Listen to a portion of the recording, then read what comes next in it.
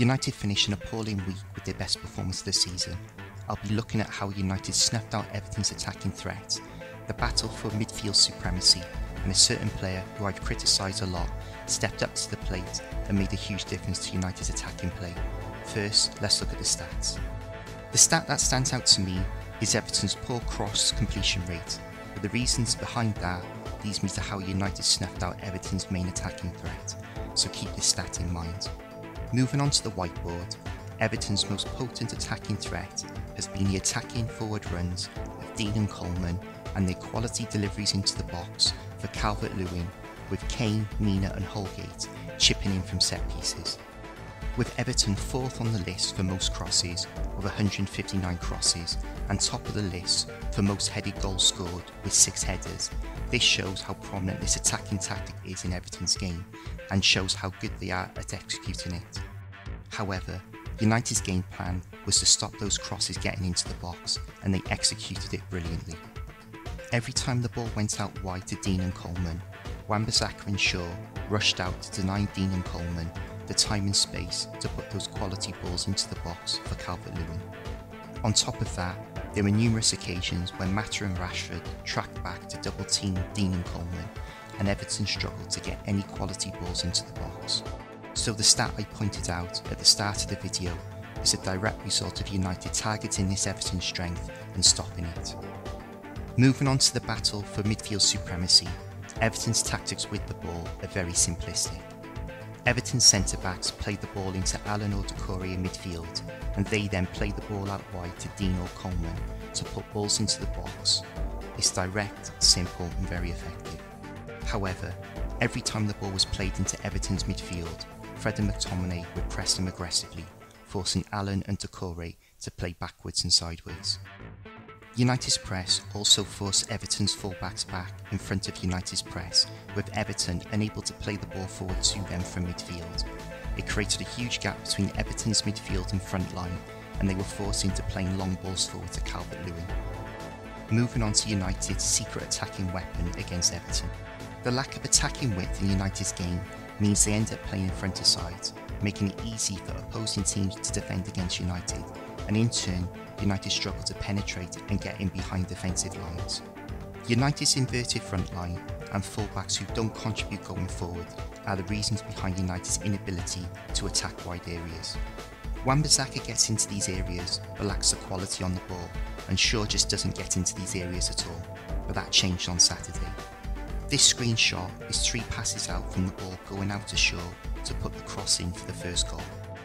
United, as they usually do, are playing within the width of the penalty box and are playing in front of Everton's defensive line. It's all very narrow and congested. Everton's back 4 can see all United's attacking players and they are in complete control of this situation, but by Shaw attacking this space on the left, completely changed the dynamic of this attacking situation. From one ball out wide, United have gone from playing in front of Everton's back 4 to getting in behind Everton's defensive line. Look how it has changed the body positions of the Everton defenders to square onto the play. As a result, Keane doesn't know where Fernandes is because Fernandes is outside his peripheral vision. Holgate can see him, but he is occupied by Martial. From the cross, Fernandes gets on the blind side of Keane and has got the run on Holgate. From a good run and a quality ball into the box, a 5'8" player gets between a 6'2" and a 6' defender and wins a header. I've been waiting for United to attack these wide areas to demonstrate what they have been missing out on by not doing it. I thought it would come through Telles, but fair play to Shaw, he has started running past Rashford and it created the first goal, but his running also played a key role in the second goal. This screenshot is just before Fernandes puts the ball in for his second goal. You can see that Coleman has got his arm out, indicating to Rodriguez to go with Shaw's run. Shaw's run down the outside of Fernandes stands Coleman up, which gives Fernandes the time to put the ball into the box. If Shaw didn't make this run, Coleman would have stepped out and shut Fernandes down, and this goal doesn't happen. I'm giving Shaw an assist for that run because it was that important. The last time we saw Shaw making these runs was probably when Van Gaal was manager, and it's great to see him making these runs again.